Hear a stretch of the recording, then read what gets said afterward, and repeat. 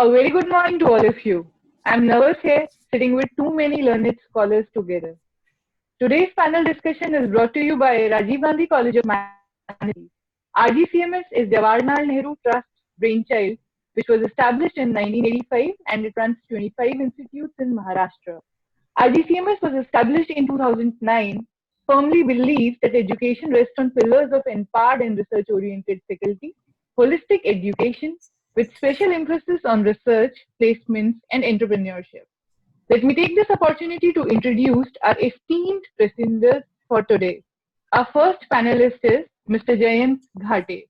He has done his MA in economics from Mumbai University. His areas of expertise include international business and commerce, international market and business strategy. He is ex-director World Trade Center Mumbai.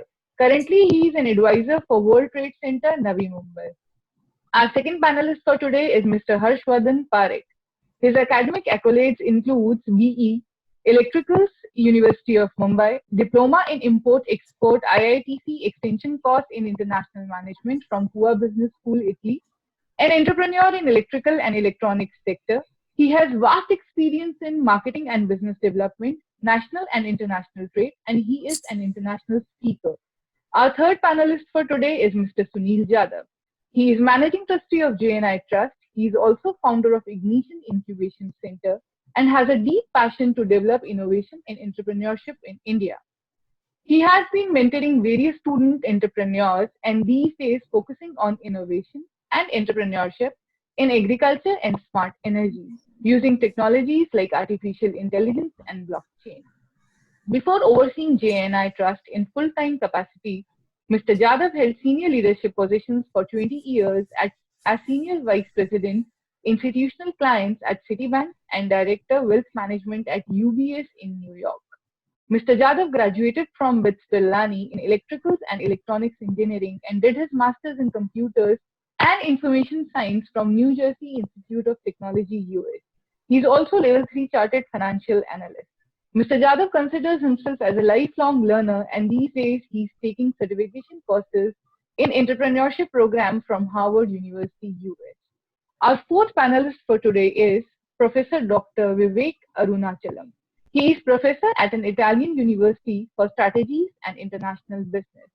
He is an advisor for World Trade Center Navi Mumbai, an academic consultant at Geneva School of Diplomacy, and adjunct faculty for American Business Management Technology College, Switzerland. As we all are very well aware about today's topic, it is professional career opportunities in global trade and MNCs post-COVID. I can't wait to hear from experts. Would like to know from Sunil sir his views on the topic. Thank you, Radhika ma'am, and welcome all. Glad to see there are a lot of participants today. So first up, I would like to take an opportunity why we are doing this webinar. It's really important for everybody to know that. Right? One of the things which Rajiv Gandhi College of Management Studies under JNI has undertaken is to try and take an opportunity when the lockdown was announced. Instead of sitting idle and figuring out what to do, we decided that let's try to take this opportunity and learn and make sure that we spread the learning. So this was very, very important milestone for us. This is one of the third or fourth webinar, and we will be continuing this kind of webinars. Today's topic, and again, it is, I thank everybody to arrange such a beautiful panel, and I'm really, really glad to listen to all the different views. But one thing which I wanted to always tell all the participants is, I always give an analogy of sea and tide, right? So today we know what exactly is happening in the global market and the global economy, right? It is always said that we need to find a wave to ride the wave, okay? So right now, as we know that wave is receding, so what should we do? What should we do when the entire wave is receding? So instead of jumping right into the sea, we should wait. We should wait, we should learn.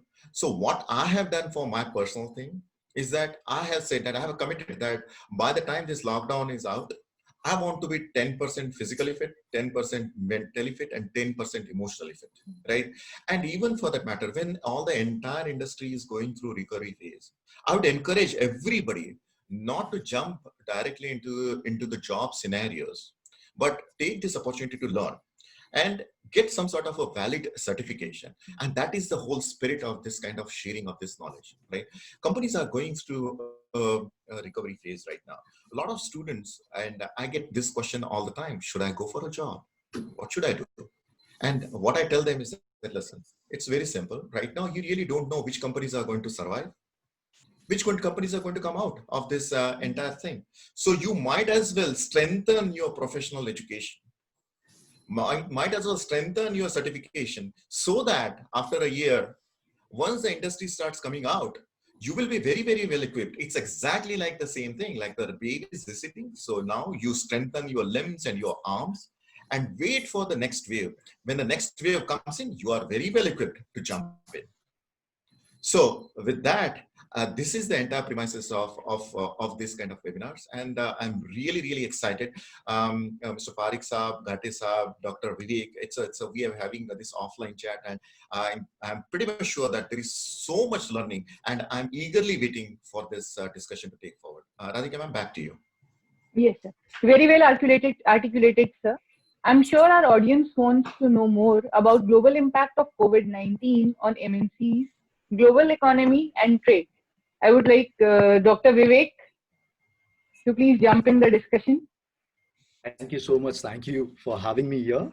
And I think, the topic is really one of the core topics, today everybody is debating on. I open a LinkedIn, I find everybody right now, talking on similar topics, because today the whole world doesn't know where it's going through. The problem which India is facing is the same problem which US is facing, the same problem which China is facing. What has happened is, today the problem is the same. May that be a developing nation, may that be a developed nation, may that be a underdeveloping nation which is progressing. Everywhere the problem is what next and how do we see the economy forward. But then, before I start up with the session, because Professor Sunil had also stated today, the virus has actually made us into a different situation altogether, where it's completely, we don't know how the future is going to be. But before I get inside, let me give a clear linkage between coronavirus and the economic destruction. Because today, when I'm there in Germany and I see what is this coronavirus, because everybody is in fear, there is chaos, there is pandemonium. What is this coronavirus? Now, that's where I find out that I find that coronavirus is a disease which is for the rich people and for the old people. And when it comes to a country like India, there's a bigger disease than this, which I would state it as hunger. Because for India, the main disease, the main challenge is which is hunger and poverty. Now, what has happened is the government had a choice. The government had a choice whether to choose whether I need to go for a economy or I need to choose a health. And this is where what has happened is every government had the choice where they had to make. Now, when I was in a discussion with Professor Sunil, I was just stating the same thing, that whatever decision that India has to make, the decision has to be made based on the strengths which India has got.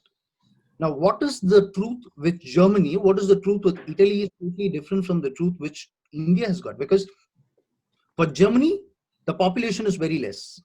For Europe, the population is very less. For Italy, the population is very less. When a kind of a disease, when an outbreak like a virus comes down, when a death happens, immediately the country is there in able to implement a lockdown for a few months. Now, I'll just give you a clear picture about how this destruction happens. There is a health shock which has happened. What happens is, the first month when there is a health shock, people don't have money. They use their savings and they try to stay in their first month. The second month, what happens is they start selling all their things, and then they somehow try to manage their living.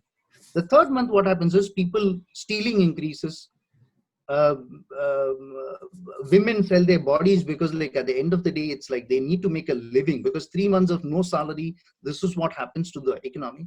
The fourth month, where does it lead to? It leads to like, public looting. And this was something which I think after the Great Depression as well, the same scenario happened where like, banks were looted, and like, a lot of bad economic scenario happened now.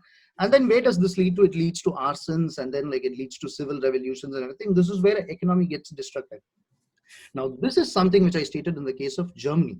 Now, when I take this in the case of India, it's even more worse, because people in India get a salary which is a daily wage, which means their savings is not going to last more than a week. And that is what today leads to destruction. So why I'm actually stating this, I always state something. You don't mind, I'll just stand up and speak. I always state one thing, that like, where does this linkage come down? Because I always state that like, two things need to always go together. One is demand, another is supply. There has to be a demand and there has to be a supply. That's how business economics works around. Now, when I'm stating this, is there a demand? For a demand, you need money. Liquid cash has to be there for demand.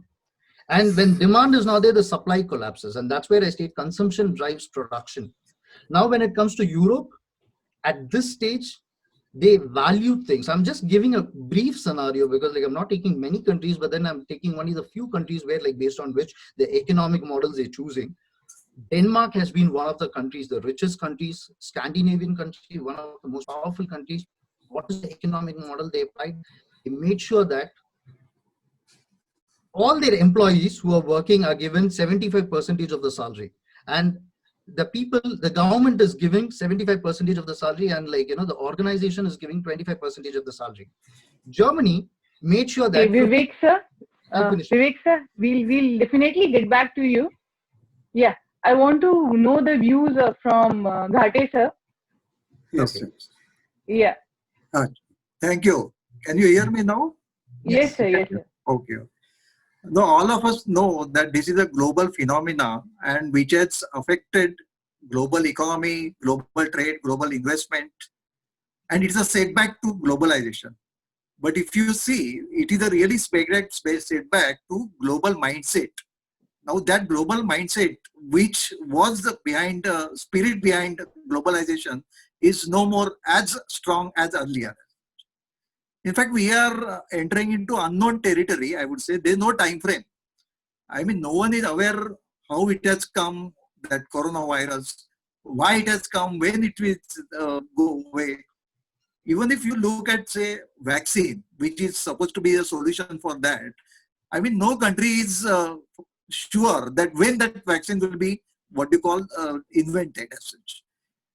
Almost there is a gap of 3 years before we come to a good kind of a vaccine. And until then, we'll have to live with this, it looks like. Now, I find that world has absolutely changed.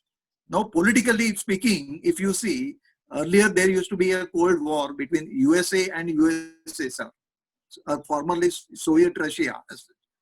Now, today, there is a war between China and USA. It is a Cold War again. Of course, Cold War never leads to a war in the real sense, but still that is always behind every action, whatever business person take. In terms of economy also, I mean, something like crude oil prices becoming negative. This is an unknown thing actually. I mean, something like minus 40, I mean, producers are paying consumers to take what you call their product, which is unbelievable, but it has happened. In terms of business, a simple etiquette, like shaking hand, that has already gone. I mean, that is out of lifestyle now. As such, shaking hand, handshake is not there as such, but it is considered. It used to be considered the business etiquette. Socially, of course, everyone. Agreed. Okay. Can I ask Parik sir to add something to it? Yes. Yeah. Yes. Sir. So, good morning, all of you. This is Harshvardhan Parik here. See, the situation, the pandemic itself is so serious in terms of its transmission that it is, it has come suddenly. Nobody knew about it. And at the same time, there have been pandemics earlier, but there were always medicines available to curtail it. But here it is at a zero level till now. Things are being experimented. And you see, loss of lives, everything under lockdown, a person is thinking in his home what to do. And this is really a challenge for everybody. It may evolve into something new also. This is my feeling. Because every time you sit in the home and you think, now what should I do in terms of production, in terms of new product developments or other areas. So this is an opportunity at the same time for us to learn. And now if you really see, the system in which we have to live has been evolved by nature itself. There is a big, you can say, an evolution coming in on how you should keep your hygiene. Normally, when you go to buy a ticket at the railway, you will see people are touching each other and they are just crowded out. So here, an individual also will learn how to keep a distance and how to be neat and clean. Or these are some of the opportunities that definitely a person in his living would come. Now, as far as Okay. the trend, yeah, okay. Yeah, thank you, Parik sir. Vivek sir, I would like you to talk about the MNCs moving out of China and the role of developed economies investment in India. Can you please throw some light on the same? Yeah, see, that's what I was just stating across, everybody is now, one thing when you say China, I would state that, there is, in fact, as I had a discussion also, I was stating that there is a power transition. Okay, the US has been a hegemony all these years. It's been one of the superpowers. Mr. Gate also stated the same thing. Before 50 years, it was actually the USSR and the US where they used to have a fight who's going to lead the global war, and who's going to global markets, not the war, global markets. And the area of focus was actually on space exploration. And today, the US and China are doing it because the USSR is no more prevalent. Now, where is the area of focus? The focus is on artificial intelligence, because the AI is the area which either of the nations, it's either the US or the Chinese who are going to dominate. However, I always state this because even though there is a power transition, the US will always be number one. Yeah. And the Chinese will always be number two. Why? Because it's always there's a marketing philosophy which goes down stating that always lose an argument to win a deal.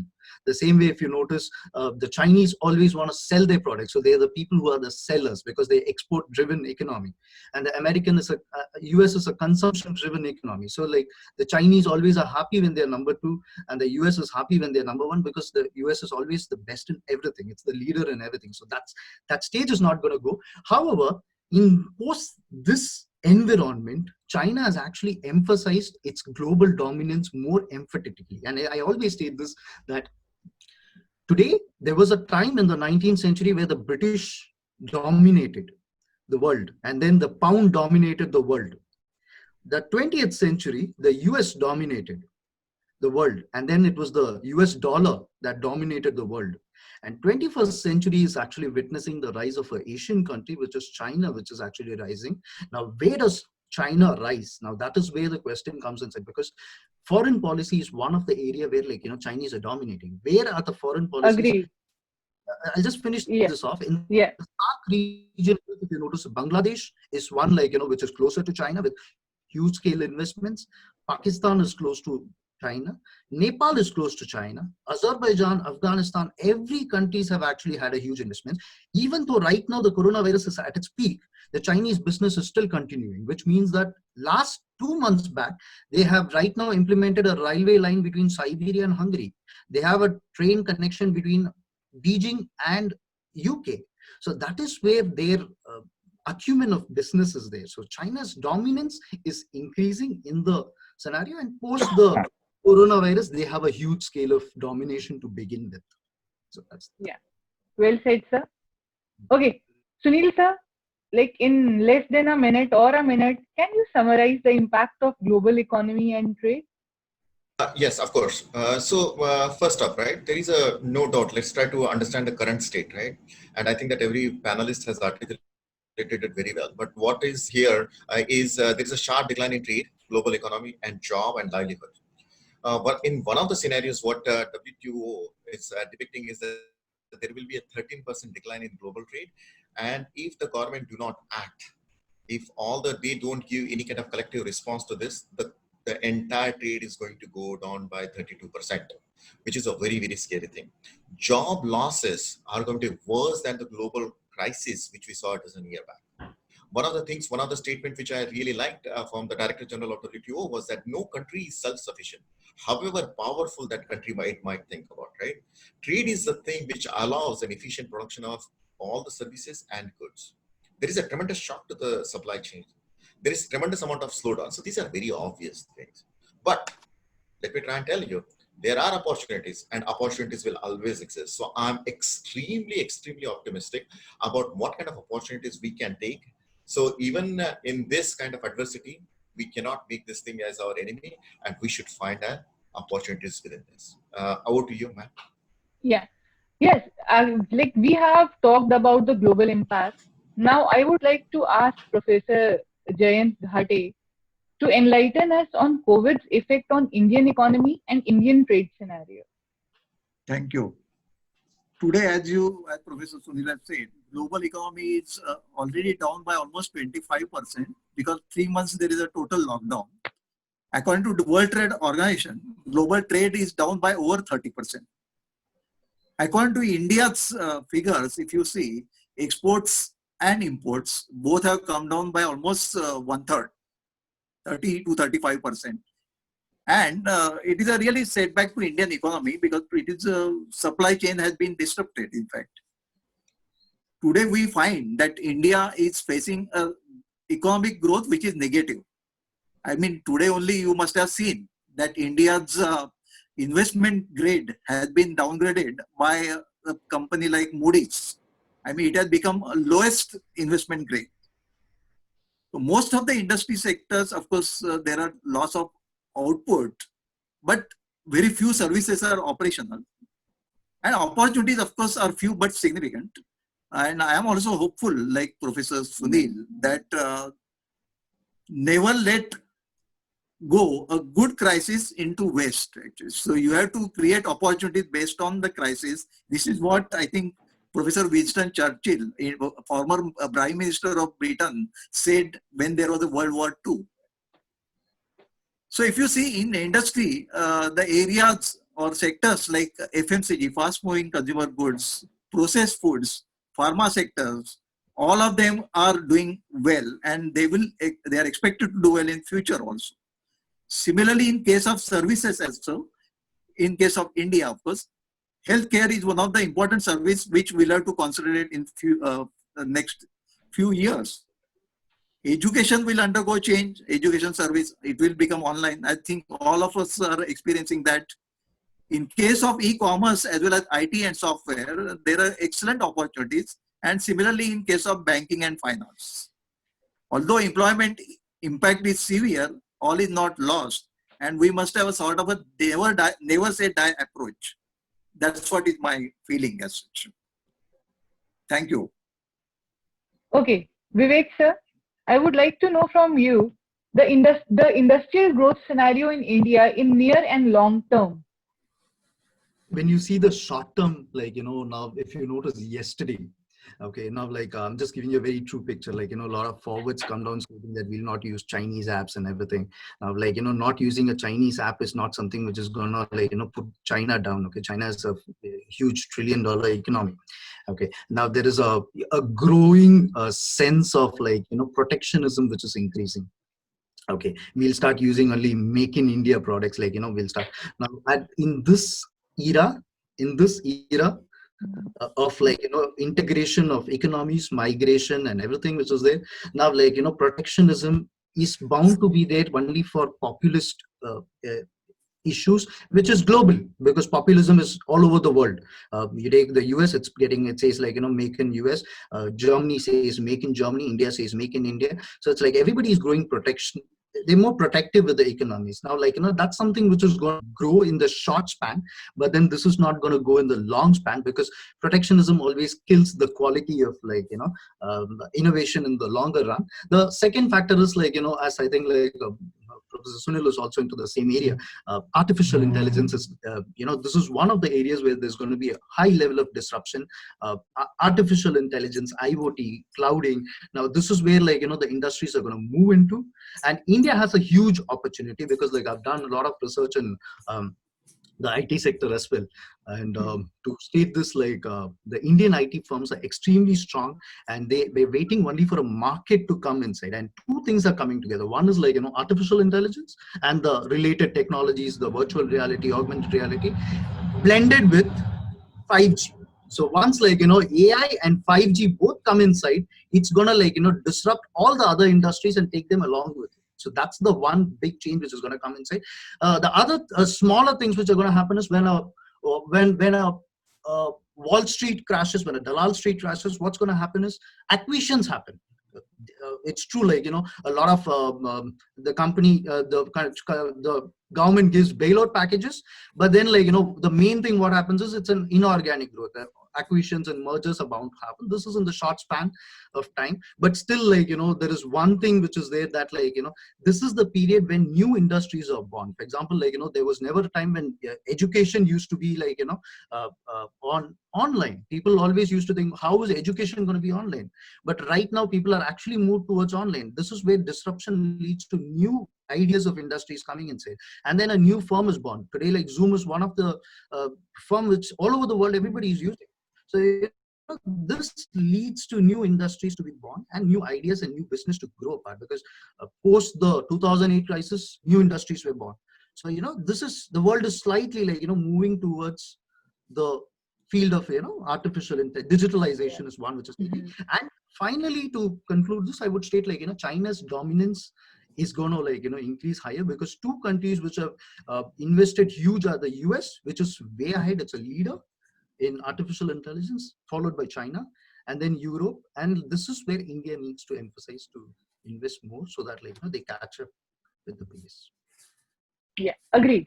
Okay. Amidst this discussion, we cannot ignore the role of organizations like WTO in this crisis. Sunil sir, kindly share your expectations from WTO. See, right now what is happening, as you can see, everybody's looking at the news, right? So there is, again, as Dr. Vivek had mentioned, that there's a feeling of this protectionism and patriotism and making that country and this country and so on and so forth. See, global trade cannot happen like this, right? We need to open. There needs to be more collaboration. What I expect from WTO is that they need to make sure, again, as Dr. Vivek had earlier mentioned, that there's a hegemony of bigger countries like USA and China, but they should refrain from these trade wars and so on and so forth, because it's an entire world who is going to be at their mercy, right? I expect there should be more communication, there should be more transparency and information sharing. And understand this thing, this is a global pandemic. So the response also needs to be global. So I hope that the World Trade Organization will take cognizance of all these things, and hopefully, because see, at the end of the day, at the very highest level of economy or our well-being, it is the trade. If the trade is good, economy will be good. If economy is good, there will be jobs. If the jobs are really good, then there will be livelihood, and then there will be happiness. So I am a big proponent of free trade. There should not be any kind of protectionism, and people should not play politics, because this is a global pandemic and it needs a global response. Thank you, ma'am. Over to you.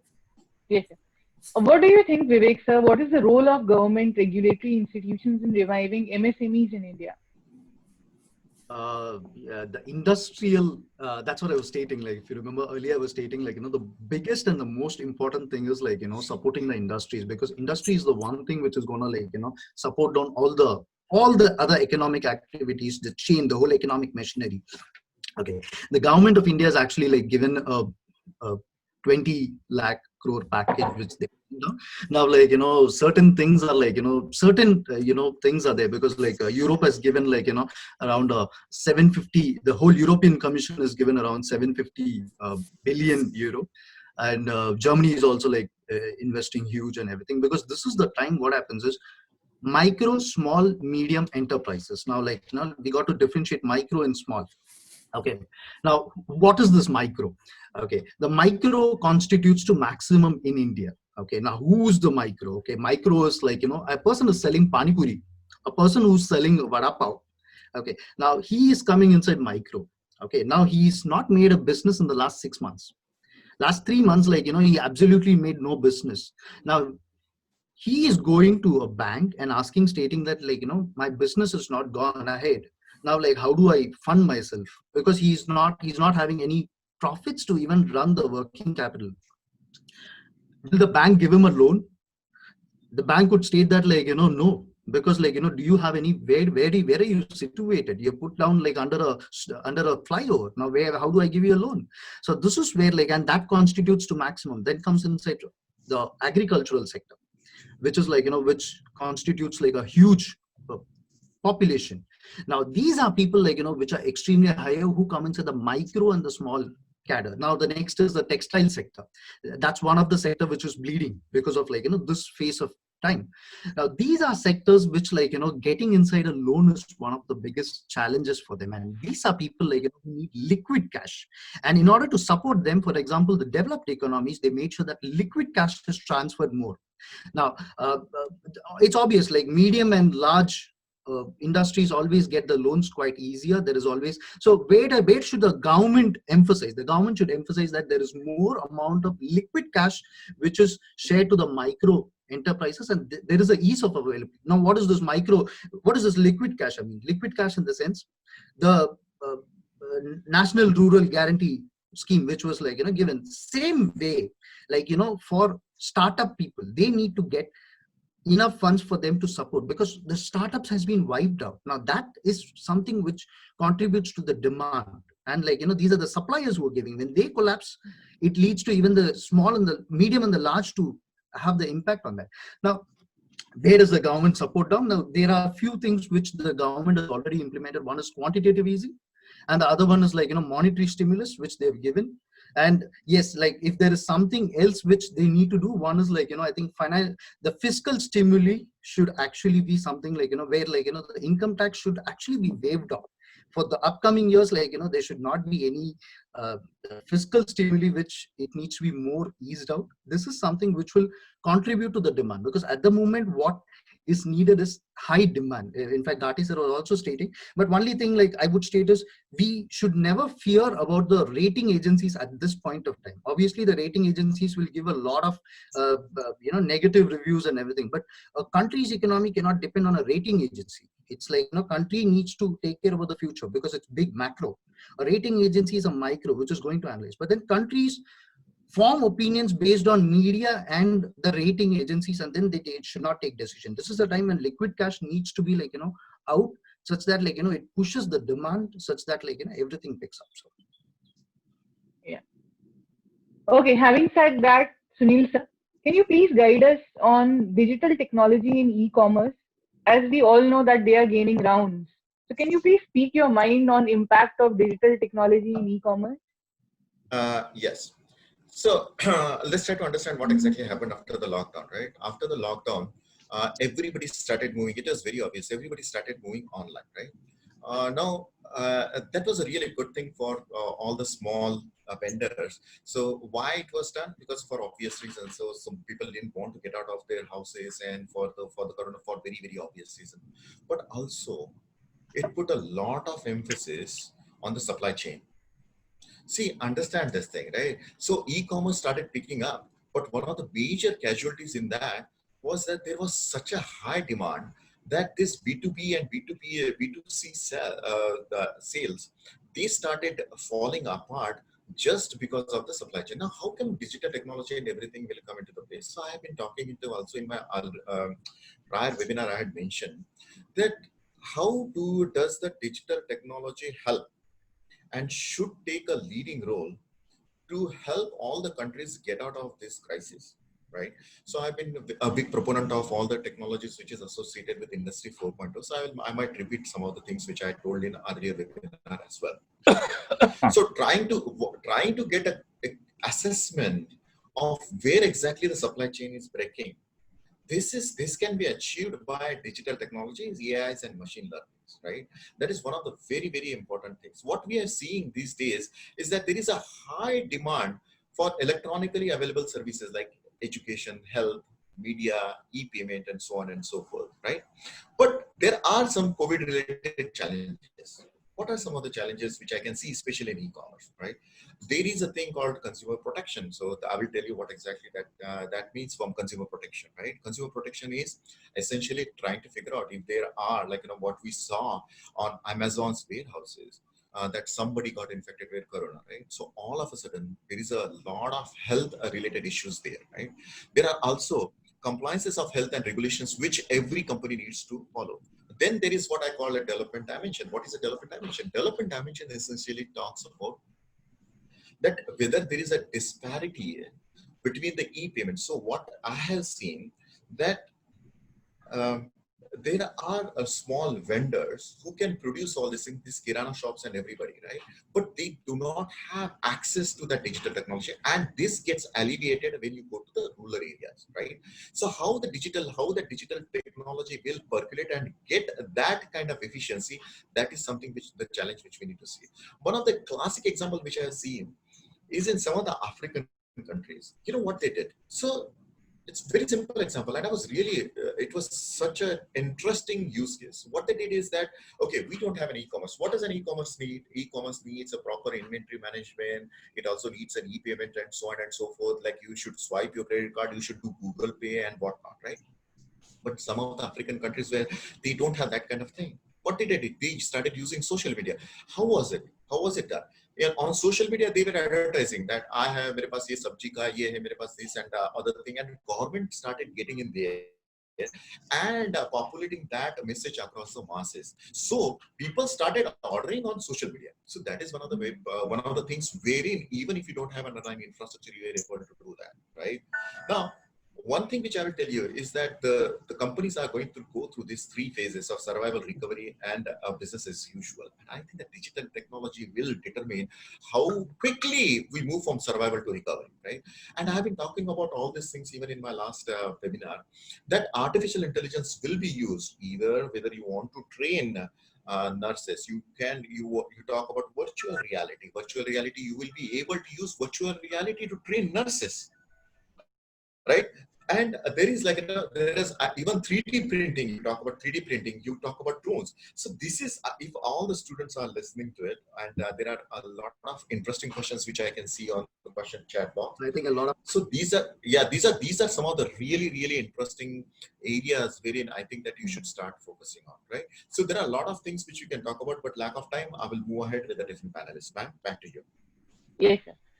Actually, I too can see lot many questions in question and answer section, and we'll be answering them shortly. Okay, there are some related topics that we'll be handling right now. Vivek sir, as most of them are students, and definitely they would want to know the sectors which will emerge in next 5 years from now. In fact, I think there is Mr. Dharmaraja who's also put across a question stating how do you think so students are going to cope up with the online medium and how it's going to really change down. I'll give a little bit about the education perspective, and then I'll speak about how the other industries I'll just touch upon, because education is one of the, because in these kinds of time periods when the job opportunities are lesser, always remember that the world is actually moving to another industry, another new industry which is moving towards. And this is the time what happens, people need to upgrade themselves to what is needed. There was 10 years back, when there was some studies about retail and everything which used to come. Today, it's logistics, supply chain which has come inside. Now, how is it in the future which is going to happen? This is where, in fact, this pandemic is the time period when I actually see on LinkedIn a lot of people doing a lot of certification courses, and they're actually upgrading themselves. But one thing, it's a positive thing. Now, what else is positive? Now, this is where business analytics comes inside, data analytics comes inside, study of Python and these kinds of programs comes inside. Now, there is a question coming inside stating, how is education moving towards online? Can students afford it? Now, this is one, that's what I'm stating. This is the world, how it's changing. E-learning, M-learning is coming inside. And when e-learning and M-learning coming inside, there is, students have to upgrade themselves. Now, people will question stating the cost of laptop is higher. When the quantity increase higher, the cost of laptop decreases. So, more number of people, and today everybody has a mobile phone. So that's where the education increases. Now, how does the government support? The government needs to support the labor, the skill development of the labor by actually giving more easier educational loans, because this is the time period when people need to study. This is the time period when people need to adapt to the industry, because new industry is going to be born. But then only thing is the industry wants the required talent for that.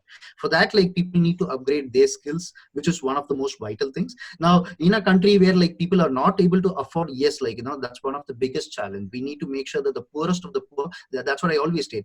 It should not be something which is called a survival of the fittest. It should actually be revival of the weakest. Revival of the weakest is something where like we actually make sure that the poorest is able to like upgrade themselves. But yes, now like this coronavirus actually pushed 1 billion people into poverty. Okay, now what is that poverty? Poverty is actually in multi-dimensional poverty because like few people who wanted some kind of healthcare, they cannot afford it. Few people wanted to study more, they cannot afford it. Few people had some religious, cultural things, now they cannot afford it. Now these are certain things which are actually going to be destructive for the world. But then somewhere like we have to come out of this, because I think there was I think Dr. Rangarajan was stating that, like Dr. C. Rangarajan stated that now the economic recovery is going to be like a V shape, where there's going to be immediate recovery. But then like I don't think so, because I was stating the same thing. Now I'll give you one small thing so that I make things faster. You take a brand like H&M, which is in Sweden. Okay, now H&M has its inventories which are actually produced in Bangladesh and India. Okay, Zara is also having its inventories which are being produced in Bangladesh and India. Now what is happening? When Bangladesh produced the inventories in January, February, March, H&M could not purchase it. Okay, in this 6 months, if you notice, like the inventories were produced, but they were not purchased, which means the money didn't go to the micro industries which produced them. Now when they couldn't sell it, now like for them it's been they could not like the money has not come inside, so smaller firms could not sustain in this period. Now post this period, what happened is Europe has opened up, then India is still not opened up. So again, which means the production is not happening. So which means the actual production of the inventory is going to begin from September, and it's going to reach Europe by December. And by December, almost the fiscal year is finished. So which means almost the whole year is wiped out. So this is something like, where the developing economies are badly affected. Because however, like, there is a change which is happening. So the whole year is almost wiped out. Now, when you ask me about like, how they need to change up, I would state like, few factors which are there. One is like, the foreign policy needs to be strengthened up such that there is more trade versus happening. The other factors like, I would state is, yes, institutions have to like, build up themselves. They need to like, make things more easier for like, there needs to be more transparency which needs to come inside. So these are certain things which will foster trade to happen. So, yeah. Okay, Parik sir. Yeah. Can you please explain the new trends in the industry and new opportunities? Yes. So let me begin with, again, almost it's related to what the other speakers have said. See, today we are in the digital age 4.0, that is now it started with 1.0, wherein, there was an invention of the steam engine, and then into 2.0, it went into power sector, and a lot of other automobile manufacturing came in. And in the third one, there was a computer age and digitalization. And now we are entering into an arena where all the speakers have talked about artificial intelligence, blockchain, virtual reality, and also today you have electrical vehicles and things like that. So in this present scenario, there is a technological change which is happening. Of course, in countries which are developed, these are occurring at a very faster rate because the adaptability to research and having results from the research are far more faster than what we have today in India. But these are going to take place. Now, how these are going to help the manufacturing processes and other things? For example, if you are having a manufacturing shop today, you will see that in the earlier days, machines could not talk to machines, for example. And here, machines will talk to machines because they'll be interconnected by devices which are operating on AI. And also, machines will rectify their own faults without involving the human itself. So this is a very large potential which is going to emerge.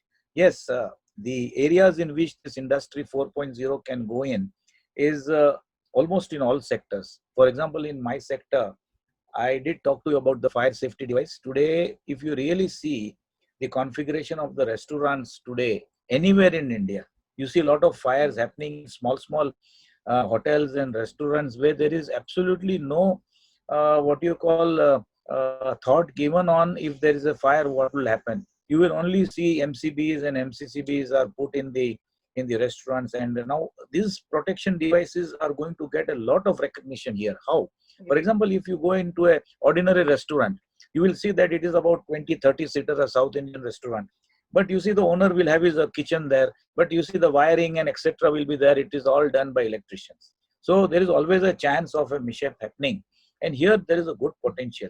Devices which will protect small, you can say premises, smaller hotel, restaurants. These are going to be the opportunities which are going to come this AI area, and also the post-COVID is going to have a lot of opportunity in the healthcare industry. Today, if you see, the whole world is changing in terms of the new trends. For example, you have it in retail, or you have it in education or logistics. But more practically from the Indian perspective, I would say that if you really see the Indian industry as a whole, you see what is Indian industry. It is more than 70% of an MSME.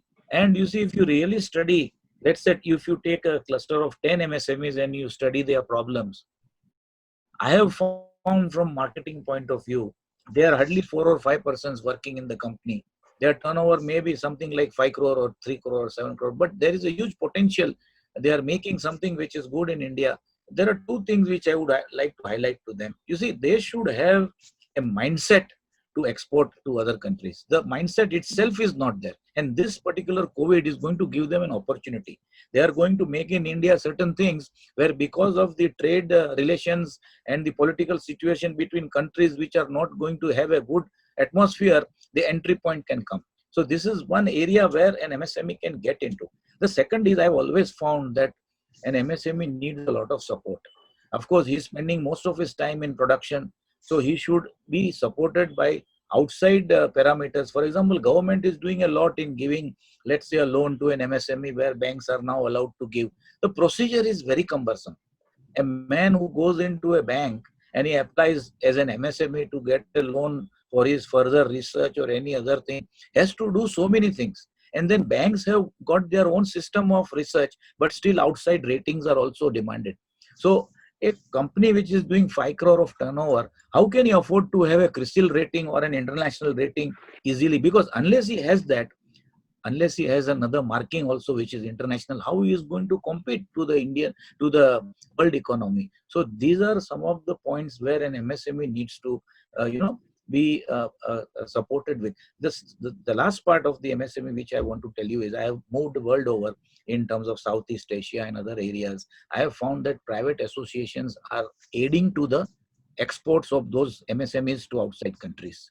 Here you find the government emphasis. Yes, it is also a very cumbersome process. Of course, things are now on the ease of it. You apply and you do the things, no problem. But what happens is, outside world, like for example, a manufacturers association, let's say in South Korea, for example, or in Taiwan, they are having certain focus. They are known as outward missions and inward missions. When you have an inward mission from outside country into India, which is supported by a private association, non-profit organization, at a time you have exposure of 40-50 businessmen to your sector. And this is where the crux lies. This is where 1-to-1 happens and the exports start. Today, let me just tell you, I think I have read in many commercial magazines that are coming, also certain published reports, that our contribution, the export contribution of Indian products to the world exports is hardly any. It is less than 2%. And when I say that the export is less, the calculation is based on not smaller orders. It is based on orders which are more than, let's say, 200 million or 300 million. In such a context, India is contributing very less. So where the scope lies? The scope lies within the country or areas where we are not developed yet. For example, medical devices. For example, you have many other components. We have microprocessor, you have AI intelligence devices, and the scope lies in the outside world. Today, if you see, India is exporting in a larger way in the software arena. If you take the machinery, it is hardly anything. So if you really see the Indian exports to, let's say, the European Union, India has got 5 partners in the European Union, like France, UK, Germany, and Italy and Netherlands. These are the partners which are, India is partnering with in terms of exports. But what I find as a businessman, there is a lot of scope in machinery line there itself. India is doing jewelry, India is doing diamonds, India is doing textiles, but where is the scope of machinery? So here lies the crux of the government to emphasize to the MSMEs, and also here lies the crux from the association level to push these people with some kind of incentive to those countries where there is scope. So I think this is what I had to tell you. Okay, thank you so much, sir. Thank you so much, Parekh sir. Now, my question is from Ghate sir. Can you please explain the new opportunities emerging in India and employment potential in trade and multinational corporations, please? Yes, yes. Thank you. But, So let us see. Ghate sir, can you correct Back your camera video? is on. Back camera. Your camera needs to. I think it's pointing in the wrong direction.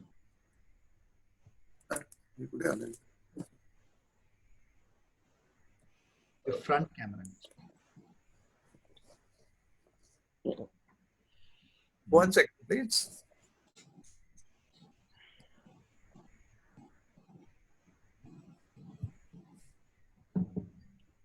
I think these are like how the online learning we slowly adapt to. I think Yes, like yes. people stated like how do we adapt to online learning? This In is fact, how this, we slowly this COVID period has a lot to learning of online. exactly. Back side, front side. You can even switch off the camera and talk if that's okay, sir. Okay, okay. I think that is better. Huh? मागचा येतंय तेच पुढे.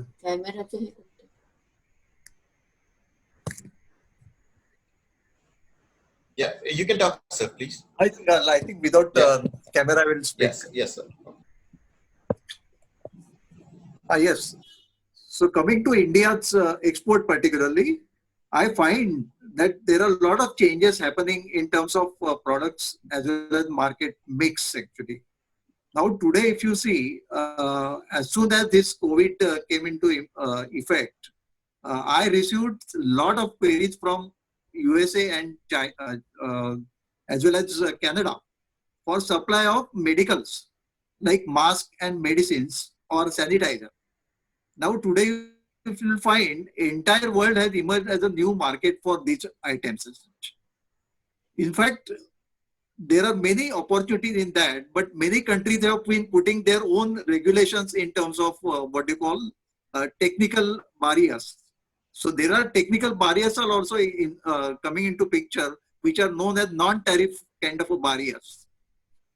So for example, sourcing for new export products and quality has become a very tough job as far as carriers opportunities in India's foreign trade are concerned. Now today, if you see, India has allowed sanitizers export, but today onwards only, but there is no there is a catch to it that you cannot export it through what you call containers. Now this is something which that means it has to be exported in bulk as such. So this kind of in the area of what you call healthcare or medical supplies, the entire world is going to demand many more things in future as such. So identification of markets and regulations thereof, because regulations are going to change and many new regulations are going to come. In fact, Parekh Saab has just now mentioned about new products as well as how they will go into European markets. So like that, there are many new products will come into market, and how to source this, that itself will provide a lot of career opportunities to new people who are joining foreign trade as such. For example, importance of regional trading blocks.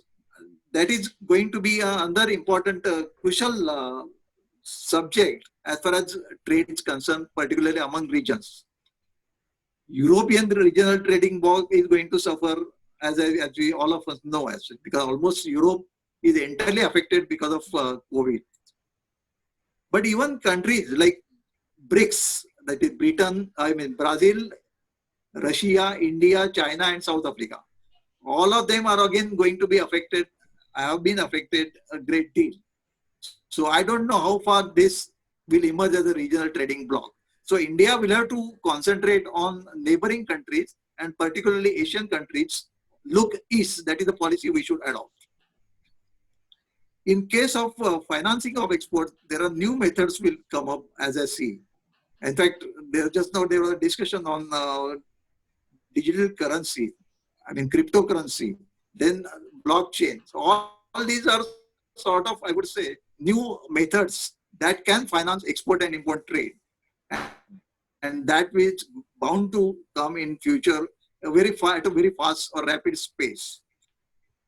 Again, in terms of e-commerce applications in exports, in fact, all of us know that e-commerce is going to sort of rule this not only local economy, but also global economy. So companies like Amazon or what you call Alibaba, or even in India, Flipkart, all these have their what you call export orientation quite a great deal, export as well as imports. And this is going to play a very important, crucial role in terms of foreign trade or global trade to emerge as such. In fact, that provides a lot of opportunities in the what you call furthering careers as such. Similarly, supply chain management is going to what you call emerge as an important what you call sector in which career opportunities are going to be emerging. Although all this applies to export particularly, but equally it will apply to imports as well. In terms of identification of products as well as markets, I would suggest that you have to apply sort of out-of-box thinking, because that will win the race. In terms of, for example, recently I came across there is Dubai Global Grad Show. So 3-4 Indian companies presented their products, very interesting products, and they're sort of startups. There is one company called Untap, which has prepared or which has innovative product called Doormat, which works on sensors and unlocks the door. So no need to touch any bell or anything like that. Similarly, there is another company called Avier, which keeps away hands from touching face. Yet another important innovation Indians have evolved, Indian company, it's called 10 times, and it is a virtual networking platform just like Zoom. But only difference is, apart from one-to-one and one-to-many, there is a possibility of having many-to-many interactions. So these kind of things, out-of-box thinking, I am sure will help Indian exporters particularly to promote their export in a big way as such. In terms of, for example, MNCs and careers, I think you will find interesting, although Vivek mentioned that many companies are, particularly multinationals, are reducing their manpower. In terms of company like that, Amazon, for example, has requested, or they are going to have additional manpower of almost 1,75,000 in USA. They also want to have additional manpower of 50,000 in India. And the entire focus is to improve supply chain management. So what they call as a fulfill and delivery network. Similarly, the company like Boeing India, aerospace company, leading aerospace company, it sources $1 billion worth components in India. And almost 200 companies are involved in supply of this, or they are their vendors. Today, they have employment in India about 10,000. And they want to make India's second largest hub next to USA in next 2 years. So you imagine how much more employment they are going to create in our country. So I thought I will share this with you for some, and you will be able to get good insight if you go into detailed this as such. Thank you. Thank you, sir. Okay, my question is from Dr. Vivek now. Can you please explain the newly emerging business opportunities for MNCs and employment potential thereof? And I just like before I begin, like I think there was one person also who asked a very similar relevant question. Like I think Balakrishna has asked, stating, does privatization actually answer to uplift the decreased public sectors? Because there is one of the, India is right now like opened it for privatization, which was actually one of the positive things. And as I think Professor Sunil had also earlier stated, like, he believes in privatization the same way I believe in privatization, because privatization is one of the most important things which can open the gates to a lot of opportunities, a lot of business to open up. Yes, as Mr. Parekh stated, that the biggest challenge for the micro industries is like, capital squeeze. Capital squeeze is something where, like, getting the funds is one of the biggest challenges. And like, once if that is not there, like, nobody's able to do a business. So that's one I totally agree. And I also agree with Mr. Ghate, who stated that, like, cryptocurrency is going to, like, make a huge change, because, like, that's one area where, like, a lot of changes are going to come down. And yes, if you ask me which are the sectors which are going to be benefited, and especially for India, and especially when privatization and everything is happening, IT sector is one of the most competitive advantage for India. I always have been stating, like, what has actually made India to be seen to the world is actually the IT sector. Okay, that's how, like, because another thing, there's no competitor for IT for India in any way. China is strong when it comes to manufacturing, but then, like, India's strongest is IT. Now, what is the advantage of the IT sector? Like, now with the artificial intelligence, everything coming inside the world's top 10 IT firms, when we take, every firm has maximum number of, it could be American firms, it could be Indian firms, but then they have maximum number of Indians. So the advantage is, like, a lot of people learn the technologies and they actually, like, start as well. That's one of the biggest advantages. The other advantage is, yes, the growth of the main reason why these firms have been waiting is they have been keeping the technologies ready. But one thing is, they were waiting for the right opportunity, and this is something which has actually, like, fostered the software based industries to the highest. So, like, there's a huge demand for that. That's one thing. The second thing, like, one I would state, like, one of the big competitive sectors which India is actually rising is, I would state, to be medical. Healthcare is one of the areas where, like, India is fantastic and at the same time affordable. So, like, that makes India really, like, superior. And obviously, like, manufacturing sector is one, which keeps India any a time, like, competitive. But however, like, one of the biggest challenges is, even, let's take, even in this current situation, even though right now there is not much of a public image of China, India still could not actually capture down on that manufacturing image and then produce down. Like, I think Mr. Gati stated the same thing, that, like, we start, like, in fact, we have the World Trade Center group, where, like, we have a lot of people, like, who put across stating that, like, new business, what they want to do and everything. The biggest challenge is, like, could India utilize the opportunity which, like, China could not, when China failed, could India use it? No, India couldn't use it. And that is why India couldn't use it. Yes, there's a poor infrastructure, which is one of the big fundamental problems. The second problem is, like, the supply chain is still, like, not extremely strong. Now, what is the big difference between India and China? China is able to produce finished goods and large goods. India is still not moved to that particular segment. India is still producing smaller goods at finished level. So it's like, China could produce a finished goods, a large goods, in the sense they can manufacture trains, they can manufacture, like, cars. But then India is still not moved to that particular level. That's one of the biggest challenges which is there. Yes, the other industry which, like, India has got us, apart from IoT based industries, which will make a big revolution. Apart from that, one of that is solar. Is one thing where India has a very strong competitive advantage, where, like, India has a big future to lead the world. Yes. Okay, thank you, Vivek sir. I have a question for Mr. Parekh. Yeah. Parekh sir, can you please explain MSME's role in new scenarios and entrepreneurial opportunities, as well as employment opportunities there are? Yes, very good question, because you see, most of the things, as far as an MSME is concerned, people are not knowing many things, for example. And now MSME is such a strong office. Every area office has got ease of doing business, has gone in very well. So all manufacturers who fall in micro, or for example small to medium, they should have a mindset to go to the MSME office first and find out the incentives which the government is offloading. Now, this MSME is under the Ministry of MSME, it consists of the MSME office itself, which is a very huge body into the subcontinent. Then it has got KVIC. Then it has got NSIC, which is again a part of the ministry. Then it has got the Coir Bird.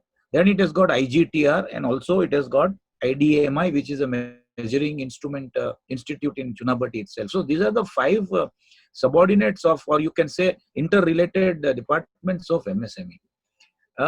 Very few people know that, the procurement of PSUs is reserved up to 20% for MSMEs. And it is up to the MSME to upgrade the quality of the product to that standard and make an attempt. It's not going to be easy to, fall into a vendor, what you call registration of a big industry like, let's say, BHEL, or for that matter, any government PSU. There are some procedures, you have to have some quality marking. So all that process, if they do, then 20% of the public procurement is reserved for MSME, which is a very, very large number, which I do not know the statistics, but it is a very large number. The success rate here is very less because they are also finding it difficult. Now, what they are finding it difficult? Because if a small manufacturer goes to a big government company where reservation is there for procurement, they will always try to see it in line with a multinational. For example, if an X component is made by an MSME and the same X component is supplied by a multinational, there has to be a quality parity, and so many things are there with respect to references and other things. So this is a process which they should start, and they are going to get it. Also, on the other hand, the procurement office of the government should have a sort of an overview of what he can do and how he can get that. See, if I go to a government office, public government office, where he will say, okay, I need this, and we try to quote it because it is our own manufacturing, then there are certain hurdles like, the vendor, the ultimate buyer of that product may say, we need this, we need this. So there are certain relaxations also, provided the product, attains that efficiency and quality. MSME should be preferred. Now, this 20% is a large value. There is very less success rate has gone into it. Now, just to give you an idea of what could be the quantity of the PSUs. Today, we have 277 PSUs into India. Many of them are, closed. More than 40 may be closed. But the ones which are working is 233. It's such a large procurement that an MSME has got a scope. The second scope that an MSME has got, which I just informed to you, that they should have a mindset to go abroad. Then when they want to go abroad, what they should see is the quality of their own product compared to international competition. And for that, the markings, for that, the other areas where, the efficiency matters, even the performance guarantees and other things matter. So this part, an MSME has to gear up, because in India, you find a very large captive consumption market. The other area where an MSME can really get into business is become a vendor to a large multinational within India and export the same product to that vendor who will be having offices and other things all over the world. So this is one area where the export of that particular product can come in. So as far as the MSME is concerned, you should also take the help of the associations where, export meetings are happening. Here, I would still say that the amount of incentive that an MSME is getting to private associations is very less compared to the associations of the world. And here, if somebody works out and sits at a higher level in every association and plans out certain amount of money to be shared, or information to be shared, or delegations which have to go into bringing business, that would help a lot. It has a lot of employment opportunities, because 70% of Indian industry is like northeast of Italy is just like this. It is just like an MSME. They all are small manufacturers who are making there, but they are globally expanding. Their product is tuned to the level of international scale, where they can compete anywhere in the world in terms of quality and then the price levels. So they have got a very good scope as far as the outside market. And within the market now, there is a lot of scope. For example, today we don't make microprocessors. Today we don't have the extent of sensors which are going in the lighting industry to that extent. I know a manufacturer in Pune who is making drives.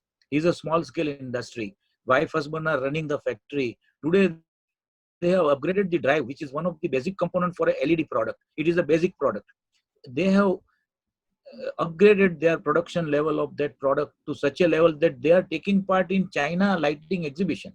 So if this kind of mindset is existing, then the MSME industry would grow. But at the same level, same time, I feel that the ease of doing business for an MSME within the country, when they apply for loan, when they apply for certain standardization, that has to be a bit faster to take care of the immediate opportunity that may come globally and also within India.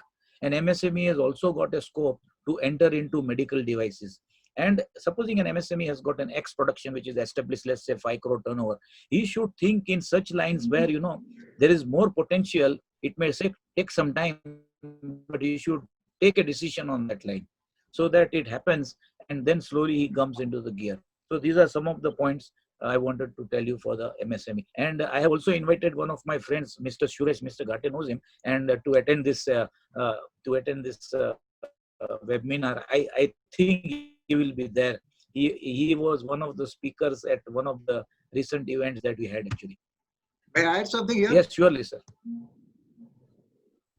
Today only Government of India has come out with a proper definition of MSMEs. Yes.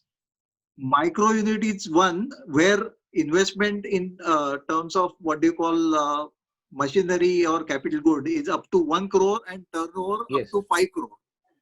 The small Yes. unit is one where the company has invested machinery up to 10 crores of worth Yes. rupees, and its turnover is up to 50 Yes, crore, yes. 100 crores. That's in terms of medium, it is up to 50 crores investment and 250 crores worth turnover as per year.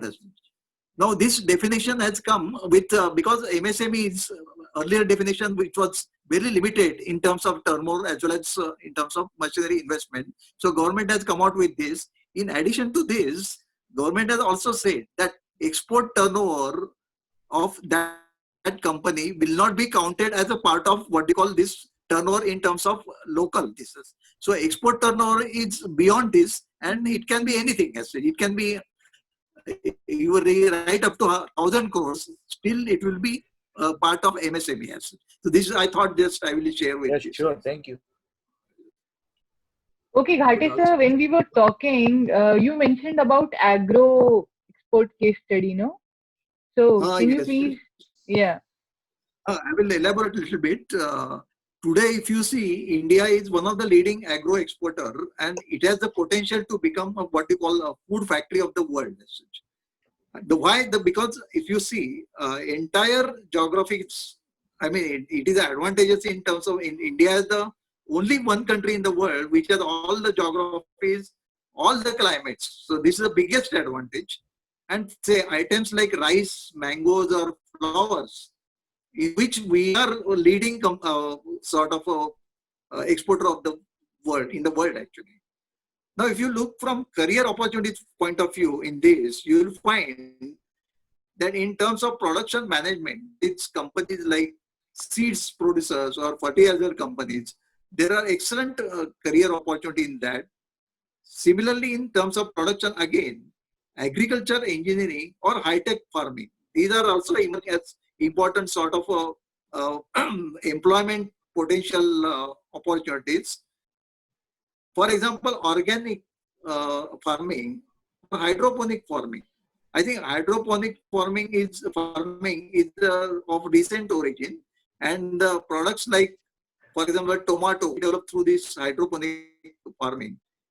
And for example, to give another one small example of small unit actually, in Andheri, in the industrial building, there's a company called Herbivore Farm, which has developed almost 1,000 square feet of farming, and they are producing something like 2,500 products. Some of them are exported also. Similarly, in terms of agri supply chain, in terms of warehousing or logistics, there are good number of opportunities for career development as such. In terms of marketing, retail, of course, everyone is noticing nowadays how organic products are coming onto their at their door-to-door delivery kind of thing. So in terms of retail, e-commerce, as well as research into marketing, this is another important sort of opportunity for career.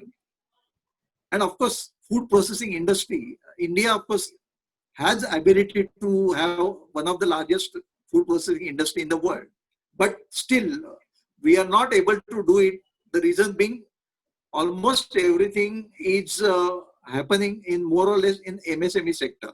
So unless large players come into play, I mean, very big companies, then only food processing industry can develop substantially. But if you'll find now there are something like mega food parks which are coming up. Many wine parks have come in Nashik and all that region. Many floriculture parks have come into sort of, for example, in near Pune and all. And India does have ability to what you call become a food factory of the world. I would suggest that students or MBA students should make it a point to consider these agri exports as one of their what you call career objectives and take this industry to a very new level as such. I thought I will just share this much with you people. Thank Yes, sir. Thank you so much, sir. The audience is getting actually impatient. They are sending too many questions, and I think that it is the right time to address their questions. The most interesting question that I have by now, from a student point of view, is the one of the student is asking that he is in the final year and he does not know how to prioritize what to do, whether to go up for a professional course, whether to go up for post graduation, whether to take a job at this point of time. And I can see that many of the students are our target audience for today's session. So if Sunil sir, you can highlight on that and help the students to find a way.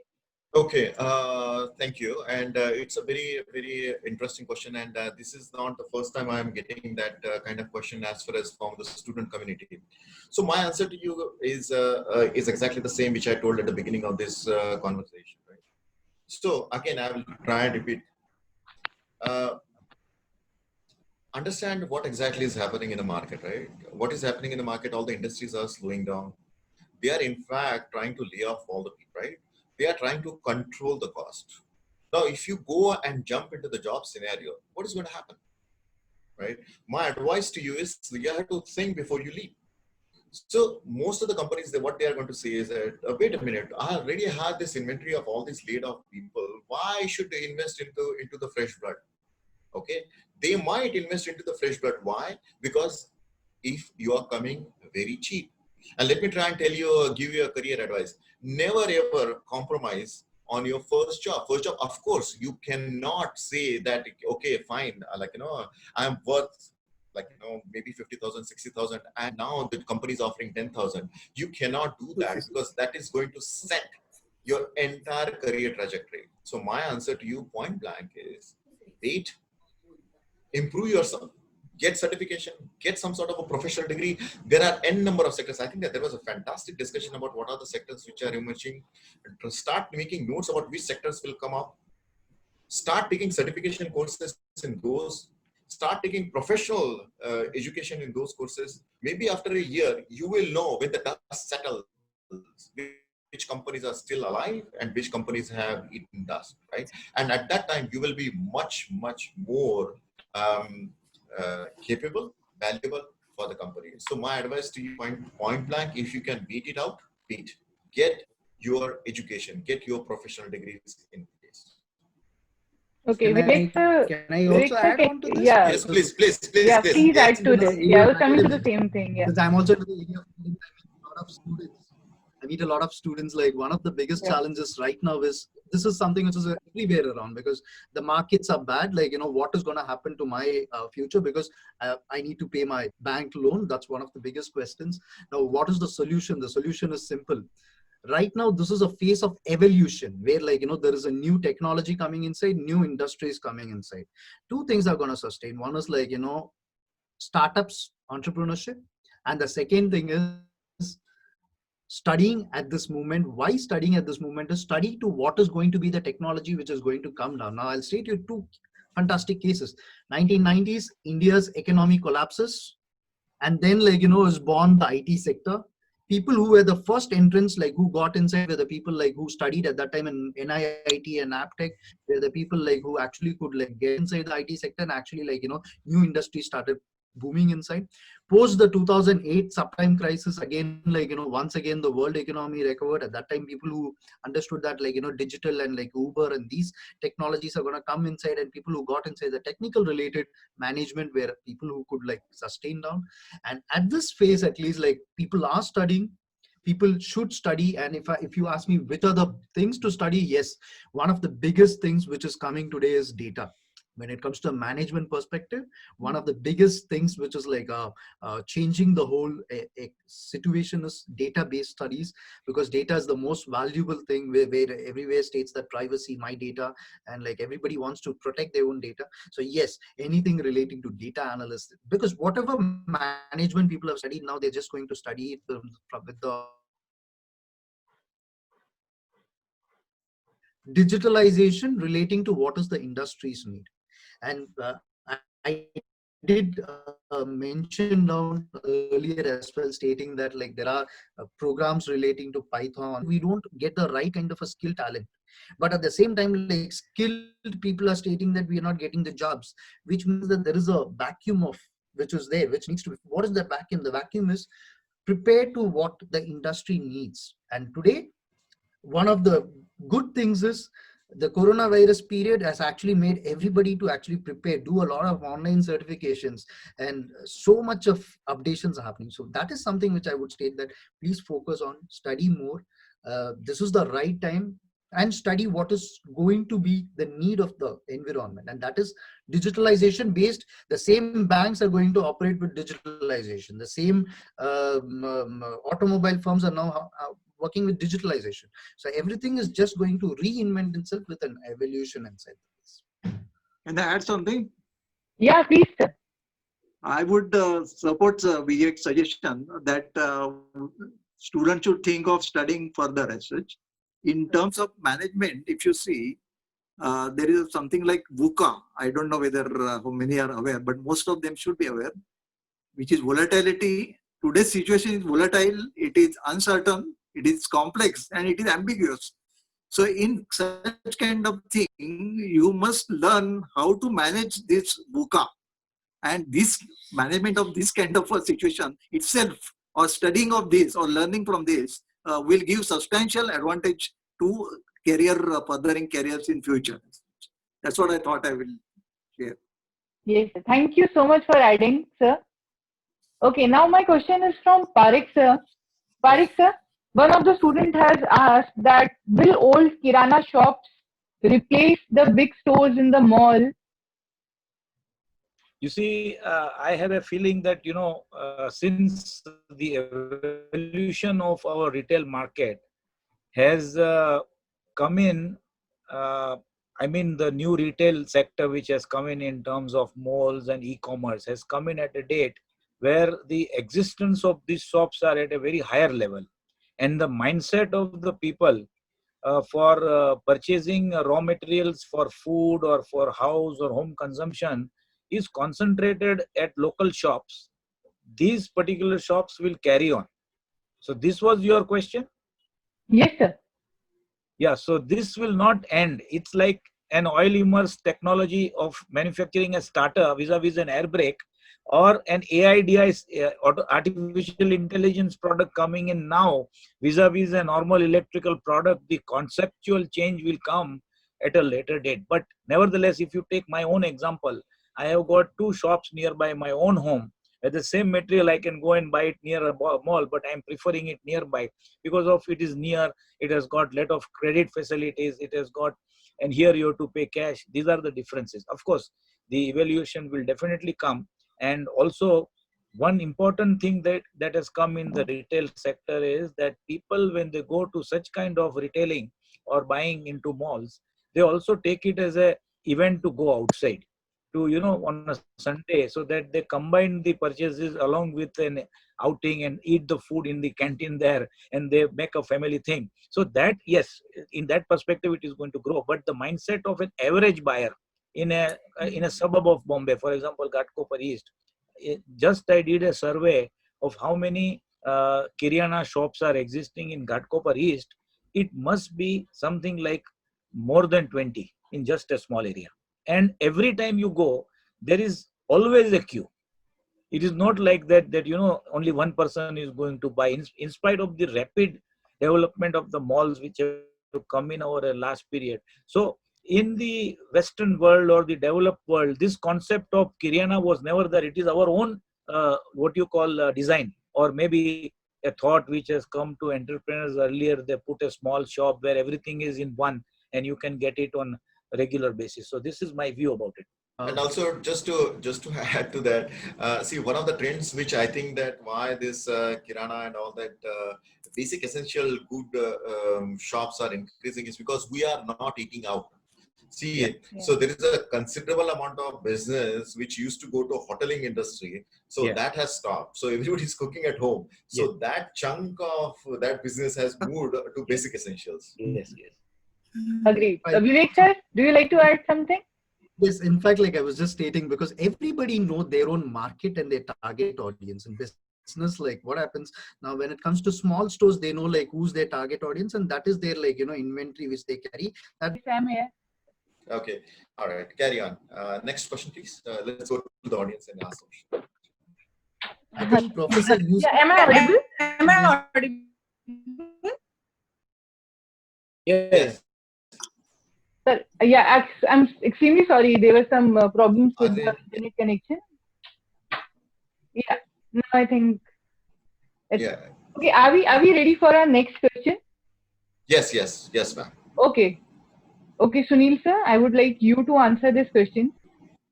The question says, what is required by Government of India to become substitute of China products to cater world as market in most competitive way? With respect to infrastructure, government approach to go ahead on mega scale qualitative production capacity and role of big industries to meet the targets in shortest timeline. Okay, all right.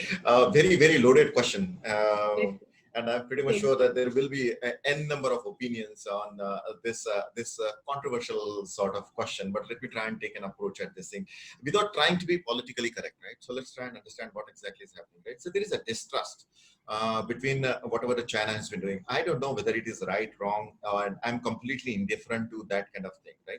So now China also, there is a perception war which is going on, right? What is the perception war? So number one, they are saying that this virus was man-made and this, that, another thing, which until unless it's proven, I don't think that we should even take it with a grain of salt. But at the same time, if you see what China is doing, is that they are also trying to check the territorial integrity and trying to push the borders, right? Like say, for example, they are trying to have some sort of a misadventure in the China Sea, or whether it is all over the places.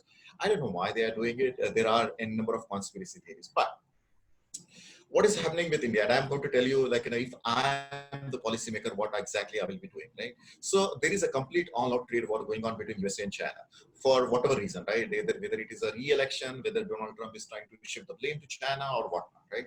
However, India should try and take an opportunity here, right? And what is the opportunity? Number one, right? When the question, the way it was asked was about infrastructure, right? India, does it have that kind of capital investment to do in infrastructure? Maybe not at this time, right? So when Donald Trump's of the world, they are saying that why G7? Why don't we have G10 and G11 and trying to open up a red carpet for India? I think that we should take an opportunity, to be honest with you. The thing which our Honorable Prime Minister said about Atmanirbhar and everything, that is okay. Atmanirbhar is perfectly fine, but one is like when it comes to infrastructure, we state 4 main crucial infrastructures.